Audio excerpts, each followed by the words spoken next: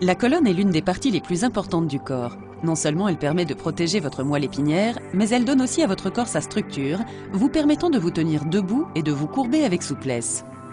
Votre colonne a une courbure naturelle en forme de S lorsqu'on la regarde de profil. Normalement, lorsqu'on regarde de derrière, la colonne semble rectiligne, mais lorsque la forme en S va d'un côté à l'autre du corps, cela peut être un signe de scoliose.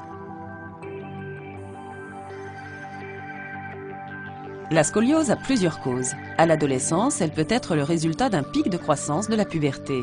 Chez les adultes, ces causes comprennent la malformation génétique, la paralysie ou une maladie de la musculature ou la dégénérescence osseuse. Les symptômes de la scoliose dépendent de la gravité que l'on peut mesurer avec l'angle de déviation par rapport à la courbure normale.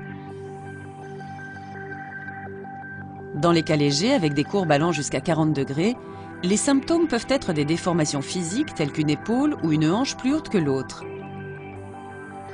Dans les cas sévères, avec des courbes de plus de 40 degrés, les symptômes peuvent comprendre des douleurs, une faiblesse, un engourdissement, une difficulté à marcher et des problèmes digestifs. Dans les cas les plus sévères, avec des courbures supérieures à 60 degrés, la déformation peut toucher la zone thoracique entraînant des problèmes cardiaques et respiratoires. Il existe une diversité de possibilités de traitement pour la scoliose en fonction de sa gravité. Dans les cas légers, des corsets vertébraux, des chaussures spéciales et des semelles orthopédiques ou une physiothérapie peuvent apporter un soulagement. La natation, les étirements et les exercices respiratoires sont bénéfiques. On ne recommande la chirurgie que dans les cas sévères, dus à une douleur insupportable ou une déformation physique, ou bien lorsque la santé du cœur et des poumons est compromise.